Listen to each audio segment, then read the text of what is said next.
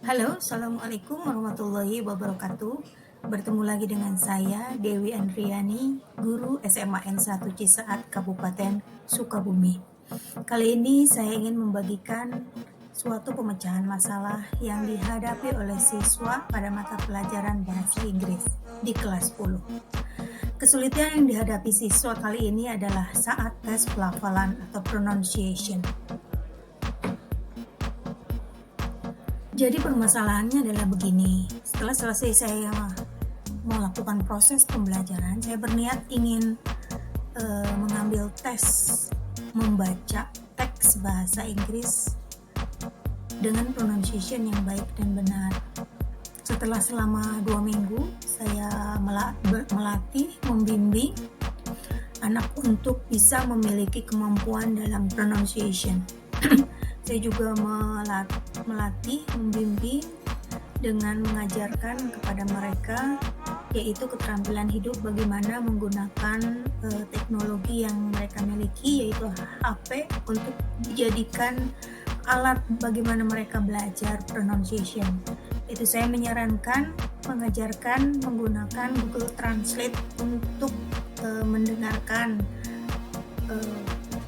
pronunciation yang baik dan benar. Setelah 2 minggu berlatih, ketika waktunya akan tes, anak masih tetap tidak memiliki kepercayaan diri. Ketika saya dorong untuk datang sukarela menghadap saya untuk mengambil tes, mereka kebanyakan di antara mereka masih juga tidak mau bergerak. Itu jadi pertanyaan buat saya, ada apa?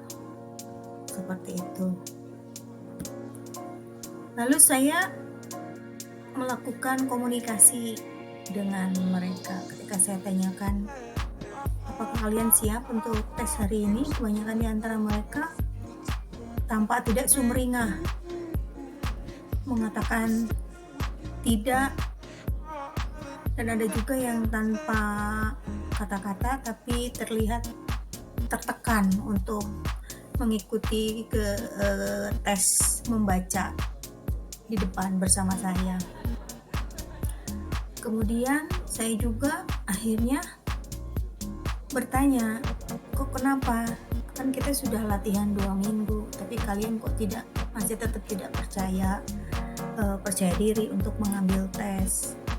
Kemudian mereka banyak mengatakan bahwa, Bu, saya ragu-ragu, Bu, saya takut melakukan kesalahan, Bu, saya minta waktu lagi untuk berlatih. Kemudian ada lagi yang mengatakan, Bu, saya tidak percaya diri.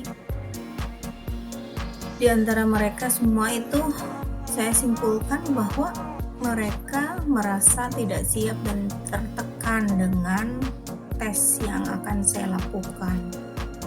Tes praktek langsung membaca di hadapan saya itu ternyata membuat mereka tidak tertantang, malah mereka merasa bahwa itu adalah suatu beban.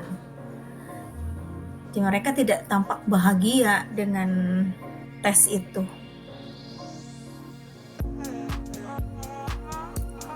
Dari hasil observasi dan dialog dengan murid, saya jadi mengetahui apa sih akar permasalahannya. Ternyata akar permasalahannya adalah kenapa mereka tidak juga mau untuk segera mengambil tes membaca, ya karena mereka merasa malu, gugup, takut, tidak percaya diri, dan merasa tes itu mereka merasa tes itu adalah jadi beban buat mereka. Tapi saya memahaminya ini dihubungkan dengan 2 tahun mereka belajar di rumah. Mungkin ini karena yang kita sebut dengan learning loss, bahwa mereka kehilangan keterampilan, pengetahuan, kehilangan juga kesempatan untuk memiliki kemampuan sosial dikarenakan 2 tahun mereka belajar di rumah karena pandemi COVID-19.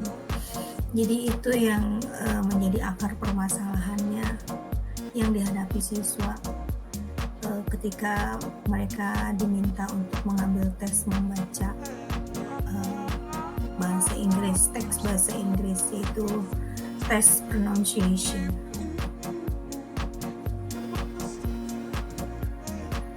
Akhirnya saya meninjau ulang kembali rencana saya untuk melakukan tes membaca teks bahasa Inggris dengan pronunciation yang baik dan benar secara langsung atau praktek langsung. Saya memiliki pemikiran jalan keluar atau solusi, yaitu dengan cara meminta anak untuk merekam hasil membacanya. Jadi ketika mereka membaca sendiri-sendiri individu di rumah, jadi ditugaskan, jadi penugasan tesnya adalah anak-anak merekam suaranya dengan sebelumnya berlatih, dan mereka bisa mengulang ketika itu mereka melakukan kesalahan. Jadi mereka bisa sepuasnya mengulang hingga sampai mereka menemukan atau mencapai pelafalan yang baik dan benar. Setelah itu mereka akan mengumpulkannya bersama kelompoknya masing-masing dalam Google Drive, lalu itu akan dikumpulkan di grup WhatsApp.